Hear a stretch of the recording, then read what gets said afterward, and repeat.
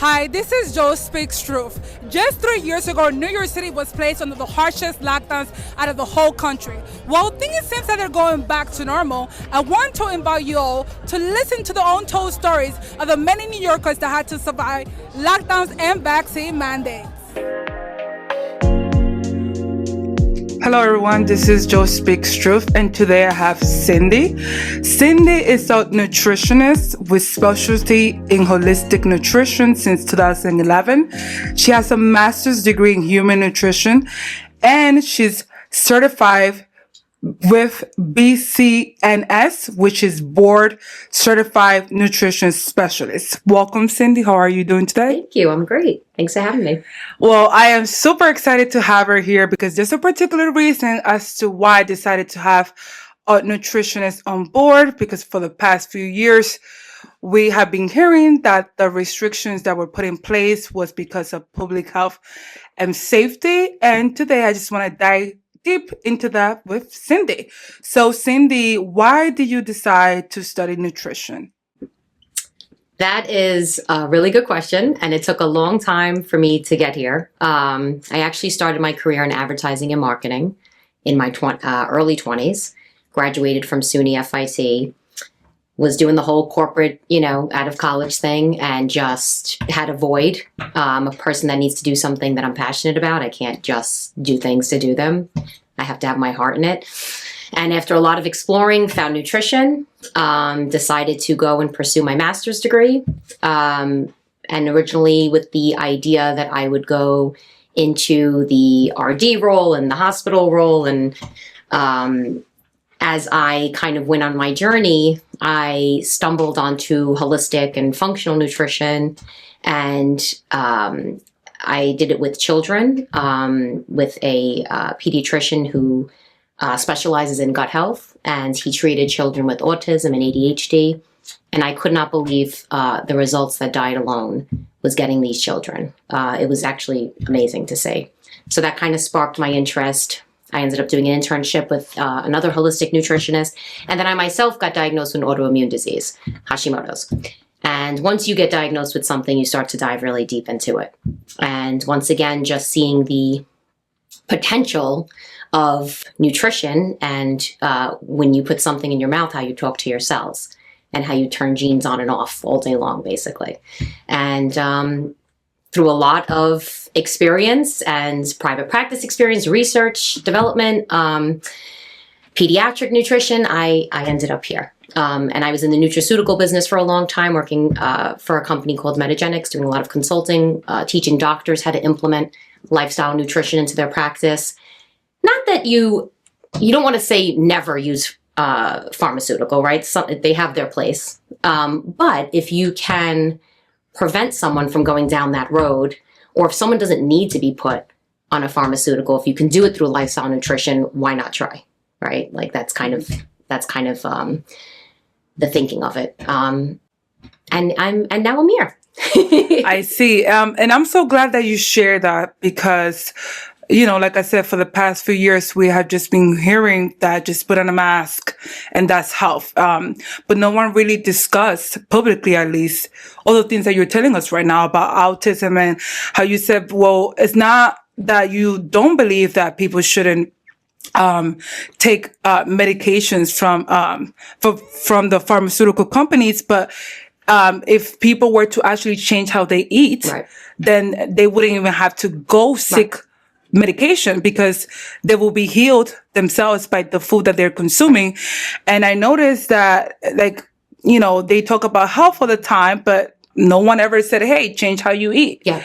Have a better relationship with food. And I myself, I can speak from experience. I have a very unhealthy relationship with food.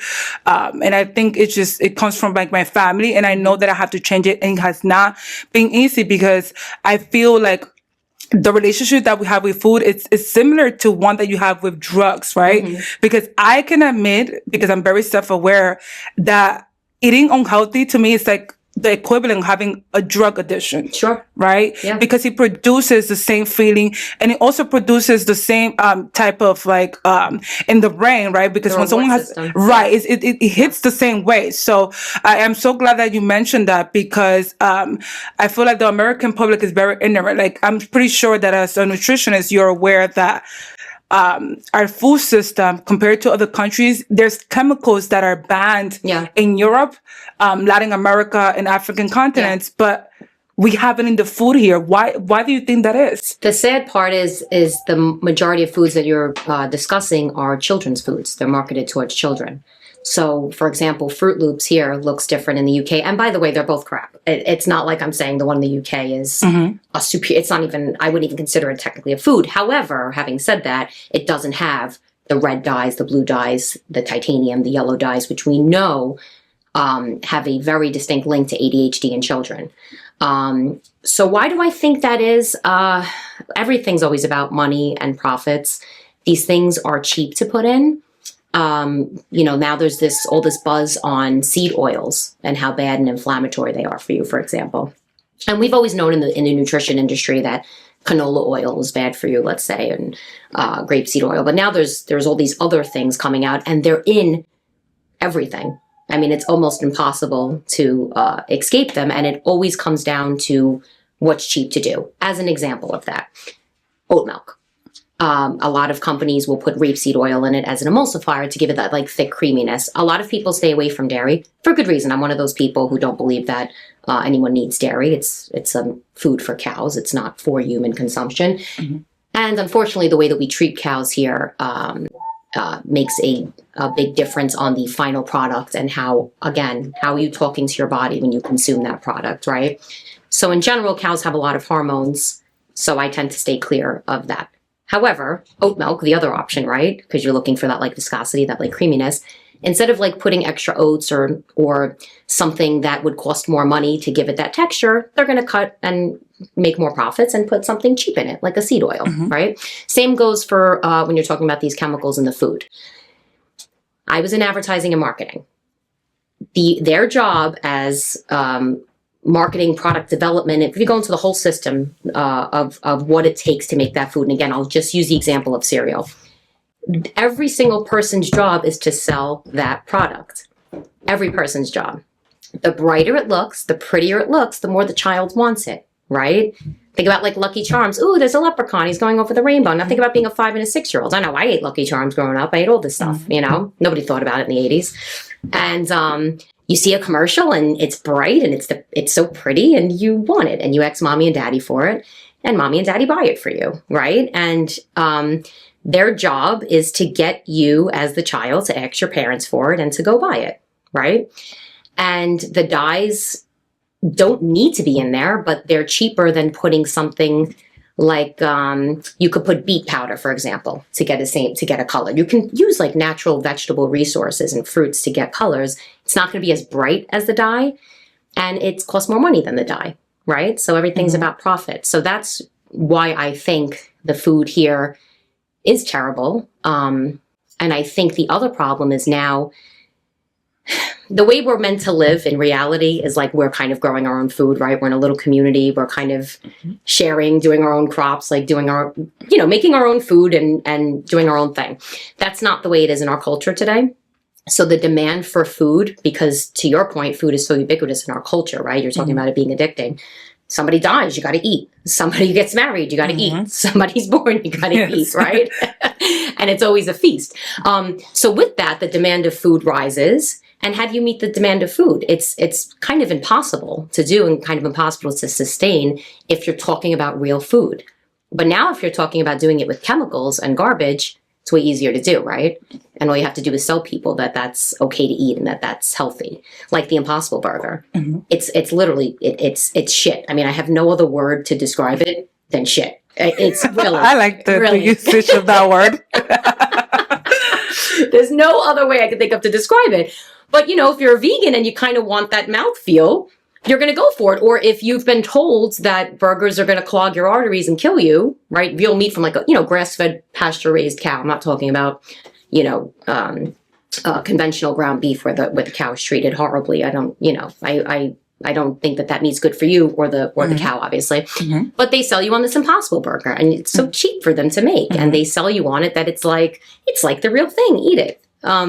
So it's everywhere, and you have to. Part of my job as a nutritionist is to train and educate my patients on how to be their own food detective, how to make their own decisions, how to free themselves of these advertising and marketing messages. Do your own homework, turn the box around, and just read what's in it. That's all you have to do, right? And it's overwhelming, the information, especially with social media. If you follow one person, they're going to tell you eggs are going to kill you. If you follow another person, they'll tell you eggs are the best thing for you. There was a study out that they bind to COVID, and people who ate eggs didn't get COVID as bad. Whatever. There's all these different, and I'm sure that you see it. All this yes, I do. And it, like you said, it's true. It's kind of hard because one person does say something and the other person said do something else, and it's like confusing. Like, how do you know which way to follow? Yeah. But then at the same time, I think that's where people have to do their own personal research and also use discernment in order to see, hey, well, this is what works for my body, because what might work for me might not work for you, Cindy. You know what I mean? Absolutely. So everything comes into role, your gender, your background, right? There's a ton of research based on your ancestry that you may process foods differently than someone else. So there's a lot of research that people from like East European countries will process dairy much easier than someone with an African background. And there's a ton of really, really interesting data coming out there, but you're absolutely right. And that's a big part of what I talk about with people too, is it's the individual. It's the keto diet might work for someone and be terrible for somebody else. Your body shape makes a big difference. Someone who's a pear shape is going to respond differently than a woman that's an apple shape, and totally different than a man. So absolutely. And with the overabundance of information, which is, I think, fatiguing everyone, the options, and it's like overload. Yes. I think, it's important to use your body as a tool. There's a couple of basic things that everyone should follow. Don't eat what you don't know. If you turn the box around on if it's anything that comes in a box, be wary of it as a right. general rule of thumb. Yeah. Because a lot of the food that we have been consuming for the past few years is not even real food. It's not. And your body knows that it's not real food. And so when you're wondering why children have elevated liver enzymes, which we've never seen before, which indicates fatty liver, or when you're wondering why children suddenly have high cholesterol, these things that didn't exist, right? Type 2 Years diabetes ago. in a child? What? Right, that's true. You know? When you're wondering why, there's a lot of factors to consider, and we can't ignore the fact that people are eating less and less of real food, and your body knows it's not food. Yeah, is it going to die of starvation? No, you're giving it enough to sustain, but it doesn't mean it's not malnourished. It doesn't mean it has the vitamins and minerals it needs to go at its optimal level. So a nice example I like to give is vitamin D. Everybody knows low vitamin D causes rickets. You don't see rickets in this country because everybody has just enough to not have rickets. That doesn't mean you have enough vitamin D to be optimal, right? That doesn't mean that you have enough to really be doing what vitamin D is meant to do in your body. And everybody in the Northeast is low in it because you don't get enough of the sun's UVB rays from, basically you can only get it really, if you're lucky, from May to September, depending on what kind of summer you're having. And after that, you need supplementation. You just do. And most people don't know that because they go to the doctor and their vitamin D is 30, which to me is incredibly low. And they're like, yeah, you're fine. And it's not. That's not optimal. That means you're not going to get rickets. It doesn't mean that it's doing what it's meant to do. And then even talking about COVID, there was a ton of research that correlating vitamin D with COVID because vitamin D, along with other vitamins, influences immune health. Right. So talk about something simple, right? Like, why not give information like, hey, take a vitamin D supplement, take 5,000 IUs a day, and with K, you need it with K. But why not give something simple and cheap? Vitamin D is not expensive, Well, I think with everything that you said, that they purposely made the food unhealthy. People are busy working. They're going to consume that. People are ignorant about nutrition. Yeah. And like in my case, like I told you, I have an unhealthy food addiction that I'm admitting to. I'm not going to sit here and sugarcoat it because it's the truth.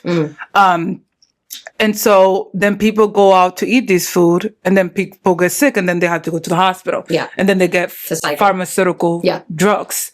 So if I'm healthy and I take medicine to my own hands, I won't go to the doctor anymore. And then what happens? Are they going to have a business? Because it is a business. The medical health industry is not there to heal anybody. Agreed. Or cure anybody, because if a cured customer, they lose money.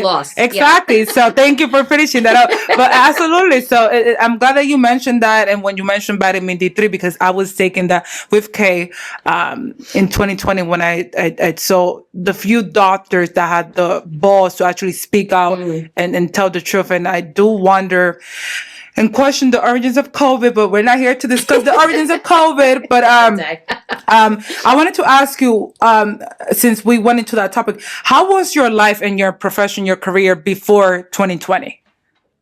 So I was working with the nutraceutical company in 2020, and also very slight private practicing a couple of patients. It was definitely thriving. Believe it or not, my situation might be a little different. Because I was working with this nutraceutical company, I worked with doctors who are more on the functional way of thinking. Mm-hmm. So at first, sales went through the roof because everybody was looking for immune products. Mm-hmm. So everybody was looking for things with NAC. And for those people who don't know, NAC is N-acetylcysteine. It is a precursor to glutathione. Glutathione is your body's most powerful antioxidant. It does several things in the body, but when you're sick, you really want glutathione. And you may have heard about this controversy with Tylenol now. Yes. Okay. Mm-hmm. So the idea behind that, which by the way, the functional medicine field has been talking about for over, it's got to be 2 decades. It's got to be over a decade. Has always said, excuse me, there's hair in my eye, not to give a child Tylenol because it robs a child of glutathione when they're sick, and it's the worst thing to give them. And now that's becoming truth. But to swing back to during COVID, a lot of functional medicine doctors right away were like, we don't know what this thing is. We don't know what COVID is. We don't know what it does, but it's a virus, and we're going to kind of put together our own protocol to protect the body, to give the body the tools it needs to fight it off, right? Mm-hmm. And this is before anything. I'm talking about like March 2020 when everything shut down. NAC, because it's the precursor to glutathione. Quercetin, another really good in immune health. Vitamin C, everybody knows, is excellent for immune health. And vitamin D with K. So from a nutraceutical standpoint, sales were booming at first and then started to taper off because more and more people, I think, were just afraid. So it's not the doctors that weren't on board. The doctors, and again, this I'm not talking about conventional medicine doctors. I'm talking about functional medicine doctors. But the patients that they serve and that they see were becoming more and more kind of scared to take anything or leave the house or do anything. Mm-hmm. Everybody was scared. And in terms of my nutrition practice, a lot of things were done virtually. So everything changed, but I don't know that given my profession, I saw things the same way that other people in other professions saw it, if that makes sense. Mm-hmm. Because I did have I was lucky enough to work with a lot of like-minded individuals. Having said that, though, from a corporate standpoint, things started to change rapidly too. My company was headquartered in California. So, California and New York are competing. We're neck to neck to see which one is worse. So, yeah. I gotta tell you, I know a lot of people say New York, but I gotta tell you, I think it's Cali. Really? I don't know. I went to California last year. I actually liked it. Like if it wasn't, it's beautiful. If it wasn't crazy like New York, I would actually move there. It's beautiful. It is beautiful. You can't beat the weather there. Yeah, it's I gorgeous. agree. It's beautiful. It's absolutely gorgeous. And it depends where you go. It's like anything else, right? Right. But yeah, so I don't, again, I don't know that I was affected as much, but I will say I deleted my social media, my Facebook, because, and I've never shared things that what I considered political, but I guess everything's polarized. But when I would share things about health and how things were being ignored, I started to get negative attention from some of my accounts. Hold on, but you are a nutritionist. Oh yeah. Oh, and you're certified. Right. Yes. And they were telling us, and this is one of the questions that I had for you. They were telling us, listen to the experts. Right. And here we have you, a nutritionist. You have a master's degree. You have been in business since 2011. But we are not to listen to you because what you're telling us is not exactly what the Fauci and the mainstream media is telling us. Oh, yeah. But in some shape or form, that makes sense. So only listen to the experts if they are aligning with mainstream media view. But if they're not, then you're not an expert anymore. Yeah. And I deleted it over it because I didn't want the drama with work. But yeah, that's what it felt like. It felt like if I had an opinion that at any shape or form deviated from Dr. Fauci's, it was, you're a Trump supporter. Right? Like, no, really. Who are you? You're crazy. Without any mention of anything political, right? Like without, I wasn't putting those kind of messages out there on Facebook. I thought lockdowns were just completely ridiculous. I was going to ask you about that. So what was your initial reaction when they said 2 weeks to slow down the spread? We had to shut down everything. So, and again, my situation was a little different. So when I first heard, we all laughed about it. I'm sure you did too, like COVID. We were like, okay, COVID, because how many times before had we heard of things that were coming from other countries? Nobody ever took it seriously. So by nature, I'm always thinking about my body and how to improve it, right? Like no matter what the virus is, like what do I do to protect my body? My main concern was my children, of course. So, in the beginning, I didn't think much of it. We had family members that got it and suffered badly from it. But, there's a lot of conversations you can open around that, and that's fine. So I was like, okay, it's not a fake virus. It's definitely real. And at first, I think we were all on board. We were like, all right, 2 weeks, right? Like nobody... No. I was not on board with that. Since February 2020, I was like, this is complete bull crap. Open up the country. I want to travel. And I was warning people like, how much you want to bet? It's not right. And I met, I was met with resistance and opposition. And even there were people, they didn't directly call me that, but there were people that were insinuating, and I know they were talking about me because I was the only one on Facebook doing that at that time. They were insinuating that I was a sociopath because I was because I was highly against the mask. I'm like, if you want to suffocate, you suffocate. I said, I don't see any point in putting this on because of the Fauci said at the beginning that masks were a false sense of protection because people were going to touch their face and then put the mask up and down and it was going to spread bacteria, blah, blah, blah, blah. And then on the box, I never actually, honestly, like when everybody was going around to buy masks, I was just like, this is so dumb. This doesn't make any sense. On the box, it says that it doesn't protect against any viruses. So I'm like, why should I have to wear this? So it got dark like really fast, I feel like. Right? It was like, at first it was just like, everyone just till we can figure out what's going on. And then all of a sudden, we'll see. I have kids. And once you talked about putting a mask on my 3-year-old, I was like, no, there's no way. There's no way, so that for me was like, what are we talking about here? Like, what are we doing? Like, and then they kept comparing it to like doctors wear it. I'm like, if you're talking about a surgeon, right, who wears it during hours of operation, like washes his hands, walks in, has gloves put on for him, wears his mask, it makes sense there, right? Removes the mask after the surgery, throws it away, moves on with his or her life. In a biohazard trash can. Right. Okay? Because I had to bring that up because we saw the masks that were thrown around on the sidewalk.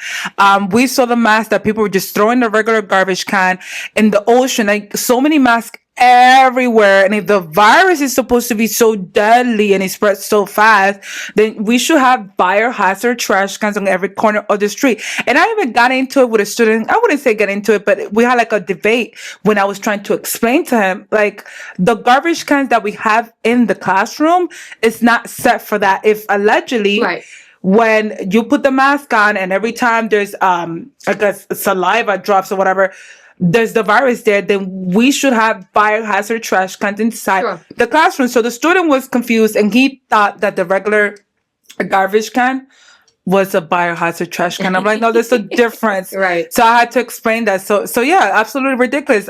So you said you had a 3-year-old. Do you have another child? Yeah, well, she was too. I mean, she was too young for even anyone to even think about putting a mask on her. But she was 1 at the time. But my 3-year-old. So here's my thing. I'm always. You want to wear a mask, wear it. I don't think it makes any sense. Again, when I think about it from a health professional standpoint and the way that viruses work, it never made sense. If you want to feel safe and wear it, that's fine. But that's not the way things work when humans are fearful and scared. Rationale goes out the window. It really does. So all of a sudden, like, children without masks were a threat, right? To these fearful individuals. And I felt I could really see the fear in some of these people's eyes when I walked around without one and they had one on, like as if what I was walking around as, and I felt bad that somebody had made that person so scared of another human. And I get it. Like I do get it, because in the beginning, again, nobody really knew what it was, and everybody was scared for, if you think something's going to kill you or a loved one. I get being scared. Really, I do. And again, I have children, so I get it. I'd be more scared for them than I am for myself, obviously. And a lot of people felt like that about their parents or grandparents. But at some point, I don't want to say common sense, but something has to take over that says, this doesn't feel right. When I'm yelling at a 4-year-old to put on a mask, something's not right. You know what I mean? And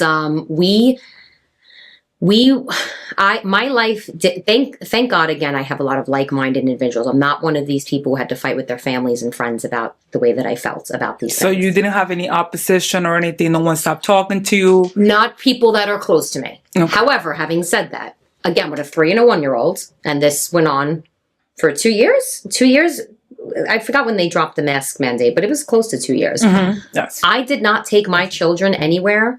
Not a plane, not a train, not a center that required them to wear a mask, and that they were going to feel scared and that something was wrong. And very early on, I said, I'm not doing this to my kids. I'm not psychologically damaging my children and making them think that germs are bad, making them think that they're going to kill somebody if they don't wear a mask.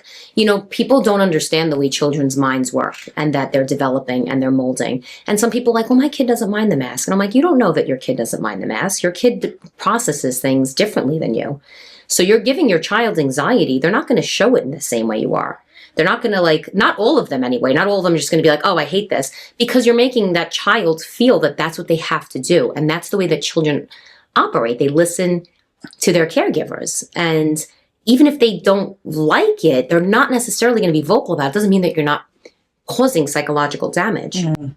And I would see parents, when I would go I wouldn't even take my kids food shopping unless there was one market that was like-minded people that I knew I could take them to.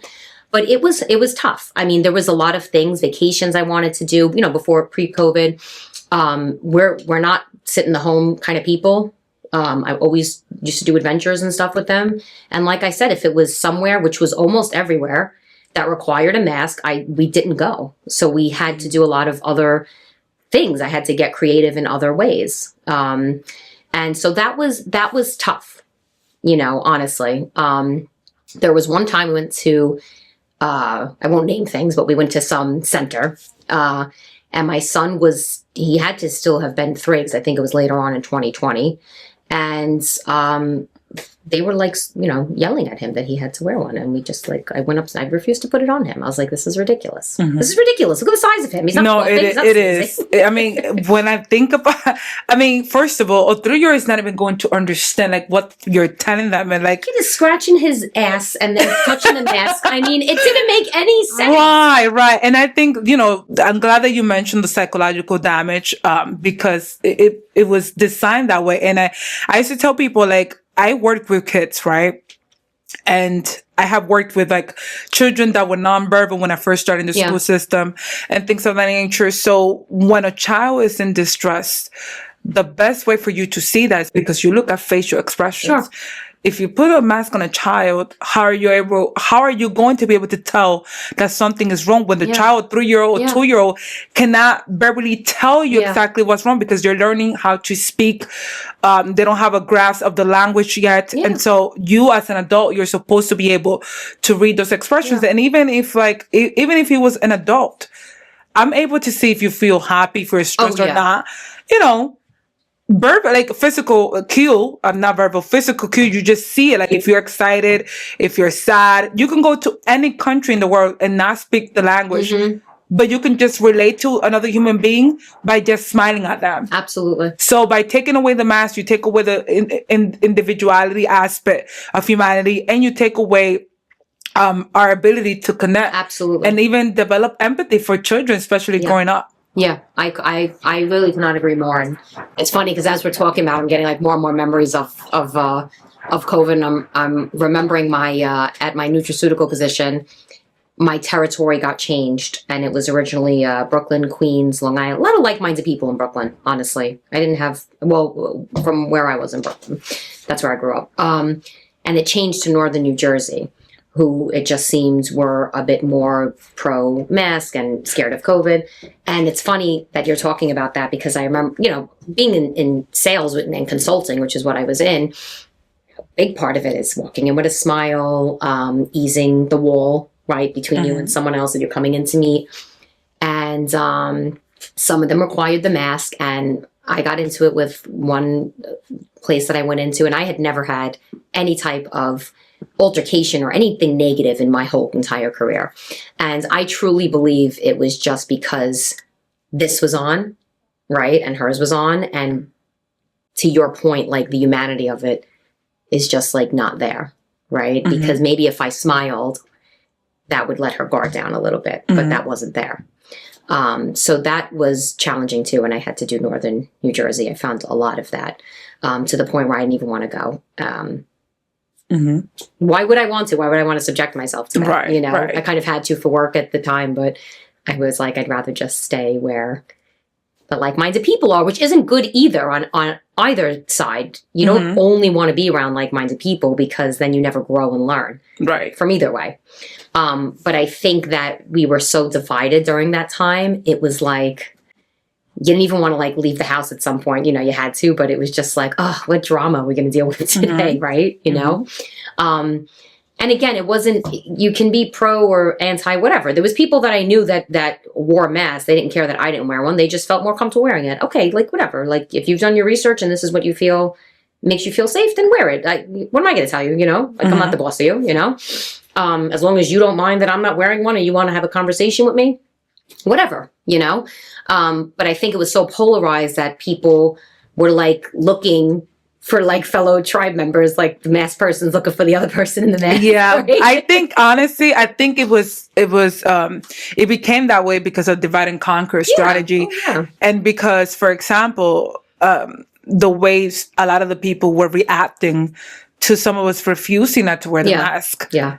It was very dehumanizing. It was disgusting. Yes. And so like at that point, like I'm aware that this is a psychological tactic and it's part of war, but it's like, I don't feel comfortable talking to people, and they don't even want to talk to us anymore because they have dehumanized us to the point that they really don't see us as human beings anymore. They have no compassion. They have no empathy towards us. And they feel like we are literally a walking threat because we're just showing our God-given face, and you were perceived as again being selfish, right? Right, yes. Being and then you were accused of, like I said, I mean, the number one thing was Trump supporter. That yes, that was like yes. the number one thing that was thrown at you, and then the other thing was right-wing conspiracy, like all these things that had nothing to do with what the issue was, right? Yes, and nothing I'd ever like spoken about. Again, I have opinions, of course, because I'm a free woman. I mean, we all have opinions. but my thing has always been to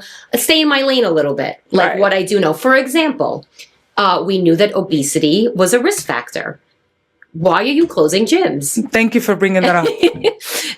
You know, again, we saw correlations with vitamin D, with zinc status, things that are, again, these are easy things to correct. And so if you were really concerned, my thinking as a nutritionist was always like, why are we not using some of the money and subsidizing some of these, again, cheap vitamins? Why are we not prioritizing health? Why are you not telling people, instead of closing down playgrounds, why are you not encouraging everyone, get out in the sunlight? The beach is the most, I think some beaches were closed down, and it was like, there is not a better antiviral or microbial place to be than the beach. The salt is so healing and kills everything. I mean, if you really believe that this, you know, if you were indoors, you were going to get this, I mean, there's no better place to be than the beach. And I think that some beaches were closed. Yes. So people were actually getting arrested for even going to the beach by themselves. Yes. I mean, people are now trying to rewrite history, and people are now trying to forget. But like you said, the closing down gyms. I was going to ask you about heart disease being the #1 killer in the world, right?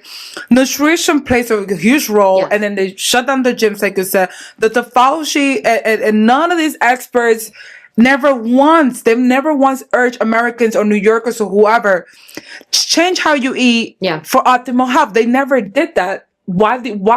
I mean, how can you explain as a nutritionist that people like Dr. Fauci got on the news almost daily or whatever the hell he was doing? I don't have a TV, so I wasn't keeping track with that. But they were getting on TV. They put out propaganda about the mask and being respectful, and basically health just turning to put a mask on to cover your face, and by doing so, it affects your breathing. Sure. And there's other psychological impacts.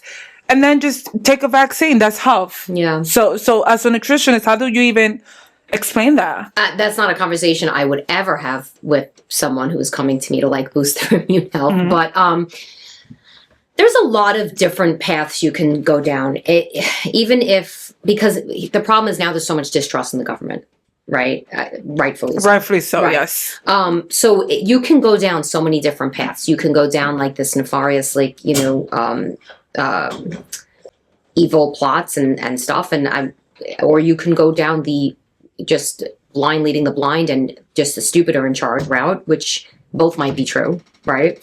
But the bottom line is very early on, even with some of my pharmacist friends, like talking about ivermectin before it was a thing, before it was banned and it wasn't good for you, whatever, seeing great results, and then that being suddenly shut down by Cuomo.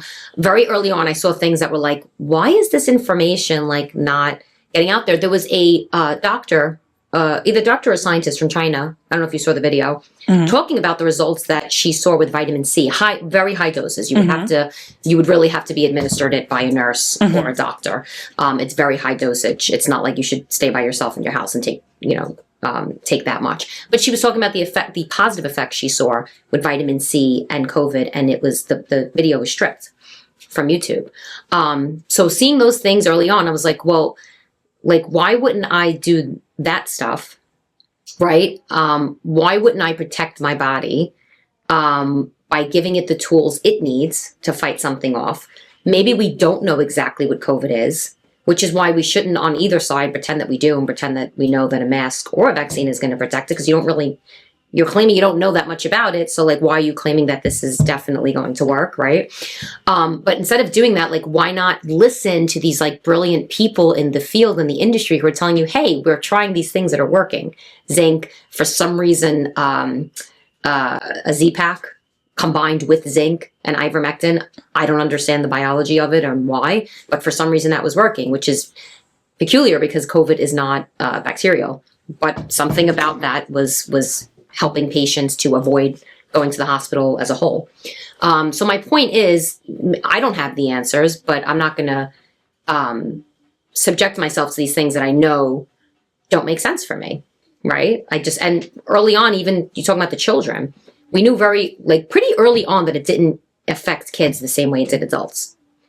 And whether that's because of the ACE2 receptors or what exactly it is, but it didn't influence children. So why did you put 2-year-olds in daycare in masks? Like where was that evidence that needed to be done? Even when you went on the WHO website, who I'm not advocating for, but even they said that children under 5 should not wear a mask. So when the CDC on their website says 2 and up, it's like, where did you get 2 years old from? And I remember 2-year-olds getting kicked out of planes. Yeah. Because the kids were fighting and did not want to wear the mask, or the parents were refusing to put the mask on the child. And like, for me, I don't understand how the adults in that plane were able to stay there, how the pilots were able to get away with that. It's just, I just feel like everybody played a role. And we can sit here and, in my opinion, blame the government. But in reality, we were the ones that were, being the state police. If people would have just said, no, we're not doing this. And stuck together. And like you said, even if you wanted to wear the mask, fine. Because my thing with like why I went out and I was trying to tell people like, hey, the mask is a psychological operation. It's more for, it's more so to dehumanize you, right? Than really to protect you, because there's just no protection. Your skin is exposed, right? Which is the largest organ in your body. So you have the mask here, but then everything else is out. And then your eyes also are exposed. So yes, everything else, right. So I'm like, please just take off this mask. You're not sick, because it's conditioning you to just like, if you have the mask on, I must be sick, or if I must put the mask on because other people are going to get me sick. So it was just like, in my opinion, conditioning people to just accept that. And to this day, it's 2023. And we still have people in New York City walking around with the mask on. There still are teenagers, children that are still wearing this, okay? I see a lot of teenagers. Yes. And so... Because again, it's like, it didn't become about health. It became like you're looking for that's what I mean by like your tribe member. It's like, oh, well, we stand for this, and this is my virtue signaling. Yes. There's some people that were genuinely scared, and I'm not here to tell anybody what's right or wrong for them. However, when I feel like now, to your point, in 2023, when you're still wearing it, you're not doing it for health anymore, because there's been a ton of studies, even though people like us may have known in the beginning, fine. But there's been a ton of studies that said the mask made no difference. So just read one of those. Don't, I even tell people, I'm like, don't listen to anything I'm saying. Like, go and find out for yourself. Go to PubMed, right? And look up your own studies, make your own conclusions. Don't do what anyone tells you. You can get ideas from people, but then you should go and do your own homework on it. I mean, I didn't even send my kids to school because I didn't want to go through this. And the thing is, so you're homeschooling? Now they're back in school because now they don't have to wear a mask. And when that changes, they'll be homeschooled again. And that's I'm very firm on that, and that's my choice. Right. And again, everybody has to do what makes sense for them. I'm not insinuating everyone do that. But I think you have to know what your beliefs are, what you feel strongly on. You have to draw lines where you feel they need to be drawn. And for me, it's my children, And if even in situations, and my kids know, I'm like, this mask doesn't do nothing. Some of these doctors still force mommy to wear one when I have to take them somewhere. I don't put it on them, but some of these doctors still force me to do it. And I explain to them, this is just what makes the doctor comfortable. This isn't doing anything. Because again, I don't want them to feel that they need to do that. Otherwise they're going to get sick. But like I said, the hill to die on, the line in the sand, whatever metaphor you want to use for me, is my children. And I just refuse to compromise on that. And it's sad because I don't want them to grow up in a world like this. And I teach them germs. And this is part of the problem too with everybody. We're moving to a place where we're petrified of germs, where we feel that if there's a germ, everybody needs to scramble and run and figure it out and call the doctor and get an antibiotic and quarantine. I read a sick article I want to say about 2 years ago, talking about a mother wrote it. I think it was in the New York Times or one of the New York titles. I don't know if it was a magazine or a newspaper, but talking about how to prevent the spread of germs. It wasn't about COVID. It was just about her kids getting colds, and how there's we try not to get too close, like no cuddles or hugs when they're sick. And that's sick. Oh yeah. That mentality my heart was sick. like ripped out of my body thinking about this child growing up with a mother that feels that way. Right. Like, I would rather my child give me Ebola than not comfort them, and at some point your motherly instinct, and again, this is fear. Fear will kind of override all these things, unfortunately. But it's kind of overriding every instinct. I know you're not a mom, but when you become one, every instinct in your body is to protect that child. It's animal instinct. Right. That's your job. That's now what you're in charge of. Right. I mean, I'm not even, like you said, I'm not a mom, but I have worked with kids and I do have my nieces. I talk about them all the time. Yes. At this point, I think people are sick of me saying that. I don't care. But my sibling knows that if something was to happen, like, even though I don't have children, I would automatically run. And if I had to risk my life, I would do that for my nieces. So I don't understand how a mother can write something like that talking about germs. Like, what?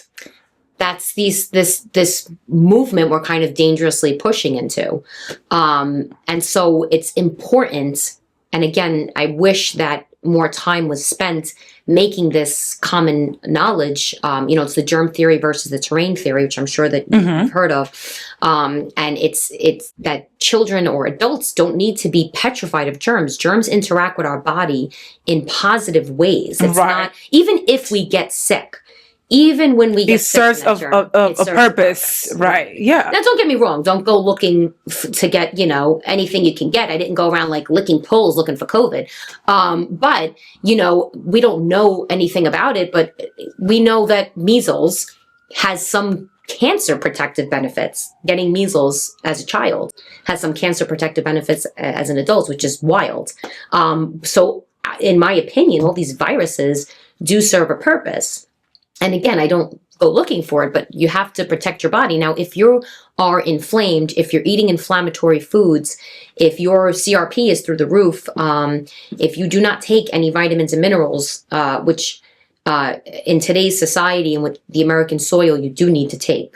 Maybe 70 years ago, you didn't have to, but you need to today. But if you're not doing any of that, if you are not active, and then you are expecting that if you just take a pill or a vaccine or whatever it is, and that's going to somehow cure you, that's you not taking responsibility for your health.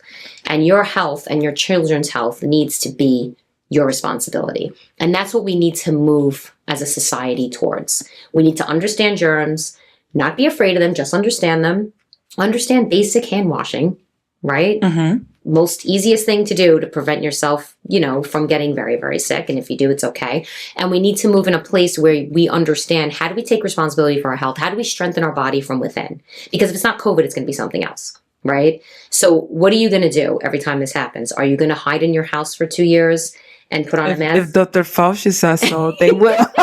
I hope they will. If Dr. Fauci gets in the news and say, "Hey, you must go to your house again," people are going to do it. A lot of people are moving the other way, though, right? Not enough. Not enough, right? Sure. You can't really say New York. I mean, we still have people with masks on. I know, and it breaks. It breaks my heart because I'm just like, I wish I could just like teach them a little bit more and make them feel a little bit better. But I think when it comes to that, the person has to seek.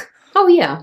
To want to, be taught. You can't force anyone to do anything. Right, exactly. So I don't know. I just feel like, do you feel, because I want to ask you, what are your final words? But I feel like what you just said right now was actually pretty good about health. But if you want to add anything else to that, what are your final messages? Oh, there's so many. I think, like I said, if anything that I said, if anything could resonate, it's just to take charge and take responsibility of your own health. If you are unhealthy and you know that you are unhealthy, I don't need like me. You're no, okay though. No, I have my thyroid problem, I have to be honest. But a big part of that is exploring, and you've done half of that because you're saying, hey, look, like, I'm an emotional eater, there's some emotional ties there. Whenever you have immigrants in the household, which I do, there's always going to be a tie with food there, right? Like you weren't allowed to leave the house unless your plate was, me anyway. And I grew up, my father's an immigrant from Egypt, so everything was rice and lamb, and which is, you know, all good foods, but the portions were like tremendous, and you couldn't leave unless that portion was finished. So it's fine to, you know, to accept that. You kind of have to accept it and free yourself from it. Whatever it is that's unhealthy, just do, and you don't have to suddenly turn into like, you know, a bodybuilder who only eats lean chicken and brown rice every day. No, like that's not what I'm saying. I'm saying just take charge of your health, do little things that are healthier. Maybe work out 3 times a week. Maybe, you know, go through your cabinet, look at anything that has food dyes or garbage in it and throw it out and start from scratch. Maybe you commit to home cooking 2 more days a week than you are now. So they can be little baby steps, little things to progress. And then eventually you will find, if you do these little things and you commit to doing 1 new thing a month, that all of a sudden you become very interested and invested. And that's what I see in my practice every single day. There's little things and they serve as motivators. And the person suddenly is way more interested in their foods and what they're putting in their body than they ever were before. And I think it's important to understand what food is. It's energy. And every time you put that energy into your mouth, you are talking to your body. And that's the best way I can think of to describe it. And it's, what are you telling your body? Because if you're feeding that body McDonald's, your body's not going to be happy with you. And if you're feeding that body more nutrient-dense foods, no matter what they are, I'm not talking about going on a diet. I'm just talking about non-processed whole foods. Your body is going to be happy and you're going to feel like a better version of yourself. Because most people are walking around so sick and tired, they don't know they're sick and tired until they change it. And they're like, holy shit, this is how I should have been feeling the whole time. So it's never too late to do it. And like I said, just commit to 1 or 2 things a month and you can see big changes. And like I said, go through that kitchen, look at everything with food's eyes, read everything, and put it in the garbage where it belongs. And you'll be all right. Oh my God. Thank you so much, Cindy. That was amazing and very educational. And I think people need to hear that because, part of the reason as to why we're stuck in this mess is because of lack of education. And I'm not talking about education, from like a school institution, because no one needs to be a professional or have college degrees in order to actually take health into their own hands. So I hope you guys find the information valuable. I think it was valuable for me and inspirational. So thank you so much, Cindy. Thank you for being here me. today. I really appreciate it. Thank you. Thank you.